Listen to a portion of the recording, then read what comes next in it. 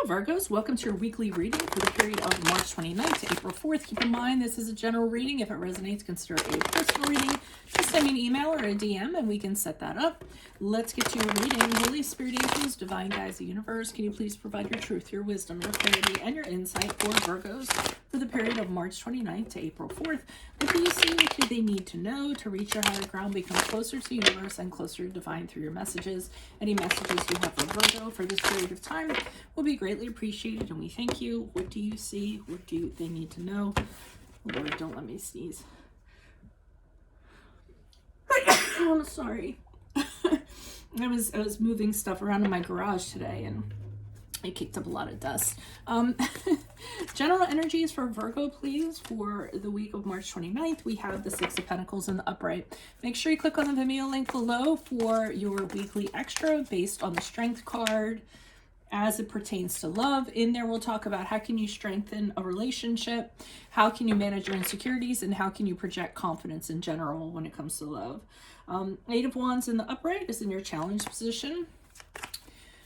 Check out my playlist, 2021 Sun Moon Predictions. What is your ideal career based on your midheaven? What is your compatibility with your partner's sun sign? We have the Queen of Cups in the upright for advice. Ask me a question on Instant Go. Check me out on Facebook, Instagram, and TikTok. Like, share, subscribe, and or donate. Otherwise, we end on the Tower card in the reversed as you move out of this week. Okay, so we're starting off in, there's some sort of situation with the Six of Pentacles between you and another person or you and an entity. I don't feel as though you are getting paid what you deserve. You aren't getting accolades as you deserve, recognition as you deserve. I feel like whatever... And I'm not saying that this isn't an agreed upon arrangement. I think, you know, I feel like it was to kind of begin with, and then terms changed maybe as you went along. You know, I mean, I feel like this could be work-based. I sort of feel like it may be. But I think that you guys, you know, over time, what happens is you just you know, you're so humble, you don't feel right to ask for stuff, so you just work and work and work and work and hope that someone's going to recognize that. It could be in a relationship too, you know. So I mean, it's however it applies to your reading, but you know, the arrangement is this, and then there's this guy, so he's in the red coat. He's the one that's, you know, in charge of the purse strings, as I like to say, and he's kind of passing breadcrumbs to you, and I feel like you're the person that's getting past the breadcrumbs. I mean, it's almost like you have to beg for appreciation, for, you know, money, what have you, whatever it is. I feel like you're begging for whatever you can actually get. Is what I'm kind of getting from that. So I feel like you're in a subordinate like position of some sort where you know you aren't, even though it's an arrangement, you kind of feel like the terms need to change, or the other person needs to kind of step it up in regards to that. And the challenge is the Eight of Wands in the upright. So you have, the challenge is communicating this. So kind of saying to the person, hey, you know what? I have a lot to say about this, and this is what I'm thinking. And as a result of communicating, you know, your A, B, C, D, E, F, G, like all of these points, I feel like communicating that to them, you're not. I actually feel like you're staying silent. So as a result, nothing's kind of moving forward, or there's no action in regards to this.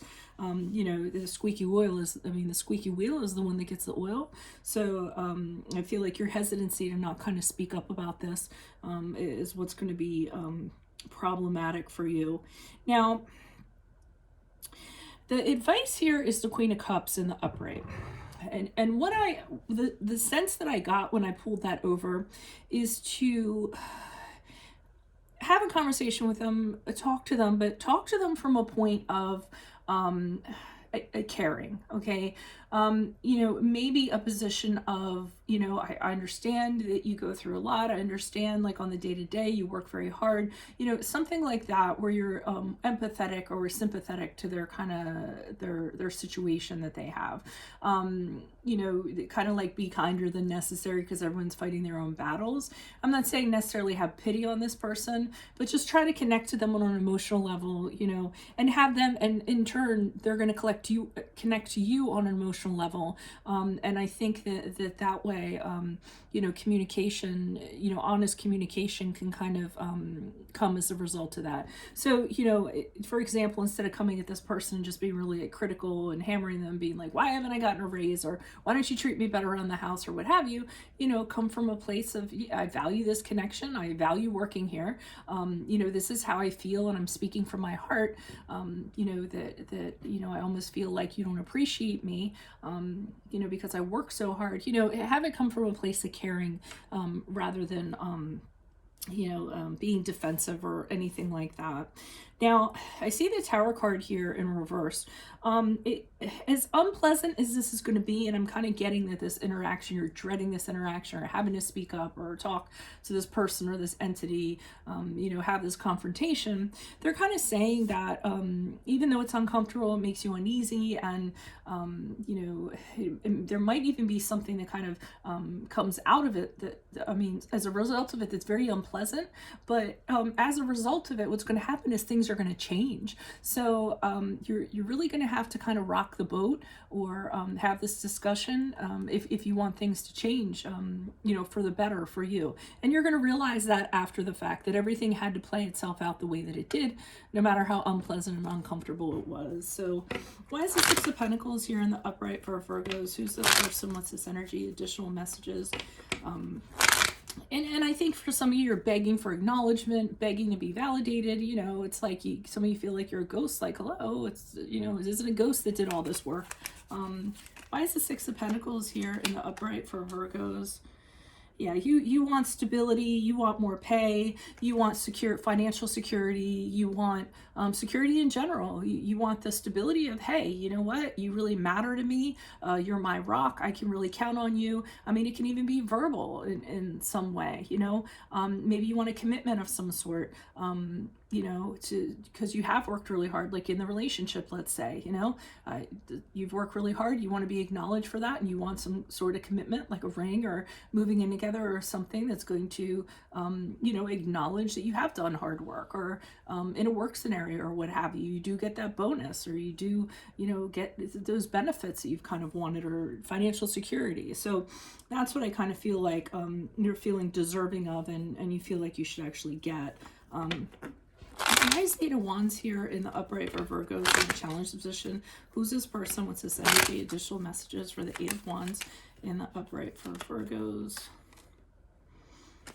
Okay, we had the Hanged Man in the upright. Okay, so another challenge is you're just kind of hanging around. You're waiting for someone like to bestow this upon you. And I don't think that, again, the squeaky wheel is the one that gets the oil. So I think you just hanging around and kind of hoping and maybe thinking someone's going to award you something is not working out for you. How long are you going to stay stuck? How many things you're going to sacrifice while other people pass you by, or while you're kind of waiting around, or what have you? I mean, the time is now. If not now, when? You know, so I don't think this is something as much as, and I feel you guys don't relish kind of doing this, but I think it's necessary. Why is this Queen of Cups here in the upright? Who is this person? What's this energy? Additional messages for the Queen of Cups in the upright. Who is this person? What's this energy, please? Okay, the Ace of Pentacles here in reversed. All right, so I think you are going to have this heart-to-heart with them. That's what they're telling you. If you don't, I mean, I feel like they're saying the opportunity is going to pass you by with Ace of Pentacles, and you're just going to continue, Ace of Pentacles reverse, and you're just going to continue settling. This person could actually be, they could actually be a little bit selfish. Like they like to kind of hold on to their stuff, so to speak, but this is causing you money stresses. So you really need to kind of appeal to this person's sense of humanity and have a heart to heart and be like, look, if I continue along like this, I can't pay my bills. You know, I'd really like to have a more, you know, a better lifestyle for my kids, or whatever it is. I mean, I think you're going to have to point out that this is causing stress on you financially, you know, living hand to mouth, bill to bill, or what have you, when you really are kind of producing as much as you are. Why is the Tower card here in reverse in regards to how Virgo will move on from this week? Who's this person? What's this energy? Additional messages, please. Why is the tarot card here? Who's this person? What's this energy? Seven of Swords in the upright. Let me pull another one on that. Why is the Seven of Swords here clarifying the Tower reverse for Virgos? Okay, so I think part of what's going to happen as you move out of this week, I mean, it was a necessary evil. It kind of had to happen. Whoever this person or this entity is, they're cheating you of stuff, okay?